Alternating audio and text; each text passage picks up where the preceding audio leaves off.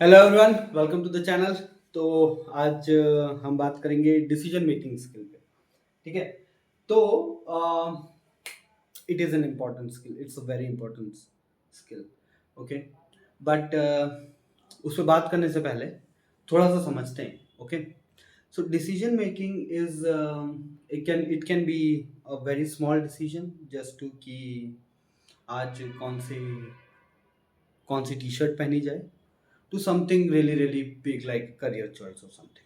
Okay, or maybe inside a career choice a big decision. Okay.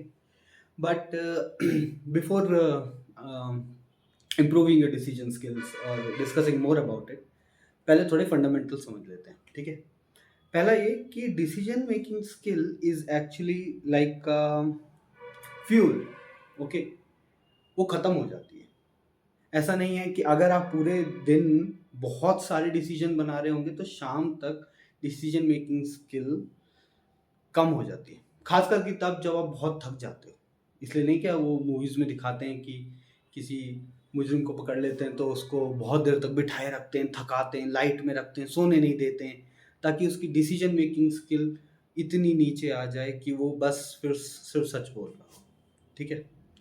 मतलब आसान decision बनाना आसान हो जाए। तो it is like a fuel, but at the same time it is like a sword, कि अगर आप बार बार उसे प्रैक्टिस करके if you sharpen it enough then you can take decisions much faster.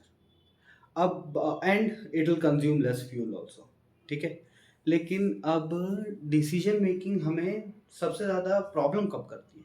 मान लो कोई डिसीजन है, आप उस पर बैठते हो और आप उस पर बहुत सोचते हो। ठीक है। मान लो कि लेट्स से करियर से रिलेटेड ही और आप उसके बारे में सोच रहे हो, तो आप देखोगे कि कई बार एक छोटा सा डिसीजन आपको पूरा पूरा दिन ले जा रहा है, आपका 2 दिन ले जा रहा है, घंटों ले जा रहा है।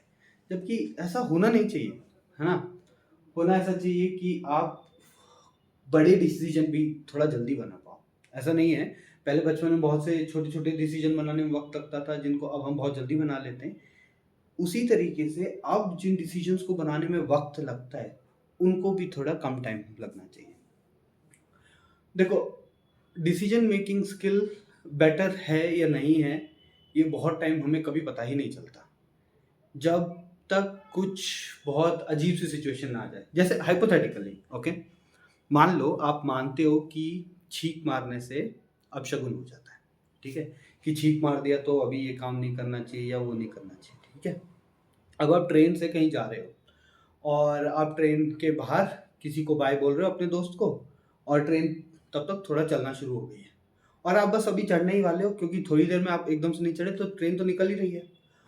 और उसी मोमेंट पे अब वो छींक मार देता है।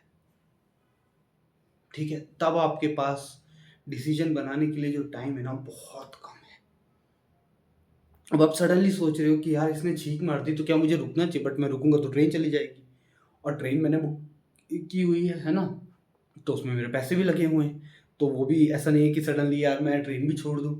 लेकिन अब छींक मार दी तो जा भी नहीं सकते, क्योंकि यार उससे तो गलत होता है।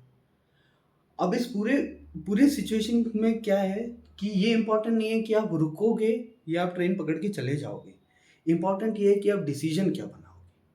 मान लो ये पूरा इंसिडेंट 10 सेकेंड का, आपके पास बस 10 सेकेंड थे वो डिसीजन बनाने के लिए, सोचने के लिए, बट आप नहीं बना पाए। ओके। और आपने ट्रेन पकड़ ली। तो ऐसा नहीं कि ट्रेन पकड़ने का डिसीजन नहीं बनाया आपने। आपने ट्रेन पकड़ लिया, आप चले गए, लेकिन आपने डिसीजन नहीं बनाया था ट्रेन पकड़ने का।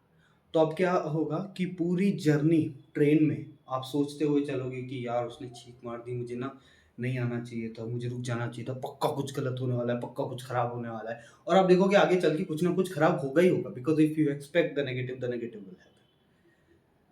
लेकिन अब दूसरी साइड, ठीक है, आपने डिसीजन नहीं बनाया और आप रुक गए, मैं कि यार अब इसने छींक मार दिया, ट्रेन को जाने दिया मैंने। लेकिन आपने डिसीजन नहीं बनाया था रुकने का, आप बस रुक गए और ट्रेन को जाने दिया। अब पूरे टाइम आप फिर उससे रिग्रेट कर रहे हो कि यार मैं क्यों रुक गया, एक छींक ही तो थी, मेरा जाना बहुत ज़रूरी था। क्योंकि यार अगर ट्रेन से आप कहीं जा रहे हो, मोस्ट लाइकली आपका जाना ज़रूरी ही था, और आप लास्ट मिनट तक ट्रेन के बाहर बाइक कर रहे हो। अब काफ़ी ऐसी सिचुएशन में हो सकता है कि आपका जाना बहुत इंपॉर्टेंट था, और बस एक छींक की वजह से आप उस ट्रेन में नहीं गए, आपने ट्रेन की टिकट बुक की हुई थी, वो पैसे वेस्ट गए, और जहाँ अब आपको पहुँचना था शायद फिर से ट्रेन बुक करनी पड़े, या जहाँ आपको पहुँचना था वो इतना टाइम क्रिटिकल था कि अब आप वहाँ पहुँच नहीं सकते हो, ठीक है? और पूरे रास्ते अब आपके दिमाग में चलता रहेगा कि यार छींक मारने से कुछ नहीं होता है, ठीक है? मेरा वहाँ जाना इम्पोर्टेंट था और अब वो काम मेरा खराब हो जाएगा, और अभी भी आप नेगेटिव आउटकम के हो जाओगे, ठीक है? तो इस पूरे में क्या होता है ना, डिसीजन ना बना पाने पे हमें रिग्रेट ज़्यादा होता है। देखो, पास्ट में बहुत से डिसीजंस होते हैं जो आपने लिए होते हैं। We always have regrets of the things that we did do and of the things that we didn't do. कभी-कभार टाइम बहुत कम हो, बहुत टाइम बहुत क्रिटिकल हो, या फैसला बहुत मुश्किल हो, तो डिसाइड करने के लिए ये थोड़ा आसान तरीका हो जाता है कि you regret the things you didn't do more than the things you did do, ठीक है?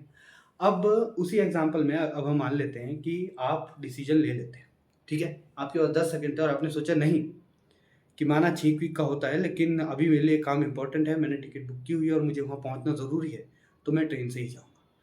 तो अब आप ट्रेन से जा रहे हो, लेकिन अब आपने डिसीजन लिया था, तो अब आप पूरे रास्ते अपने आप को कन्विंस करते हुए जाओगे कि कोई बात नहीं यार, एक छींक से इतना कुछ नहीं होता है, पानी पी लेता हूँ, या फिर अगले स्टेशन पे थोड़ी देर रुक के वेट कर लूँगा, या फिर कुछ भी करूँगा, लेकिन एक एक छींक से कुछ नहीं होता है, ये जाना ज़रूरी था, ठीक है? क्योंकि आपने डिसीजन ले लिया था।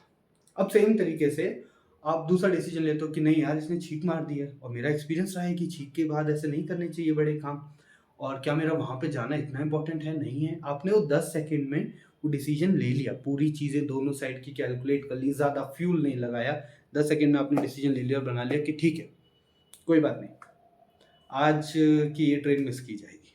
मे बी शायद मैं नहीं जाऊँगा, कैंसल कर दूँगा या फिर अगली से जाऊँगा। बट जो भी है, बात कभी भी इस डिसीजन की नहीं थी कि आप वो ट्रेन मिस करो या वो ट्रेन मिस मत करो। बात इसकी थी कि जब हम डिसाइसिव नहीं होते हैं, तो हमें बहुत लंबे टाइम तक कभी पता ही नहीं होता है कि हम डिसाइसिव नहीं हैं, जब तक कि एक डिसीजन बहुत ज़्यादा टाइम क्रंच के साथ ना आ जाए। और उस मोमेंट आपको चाहिए होता है कि आप फुल अटेंशन के साथ उसमें सोच पाएँ, और तब बहुत फ्यूल बर्न होता है, ठीक है?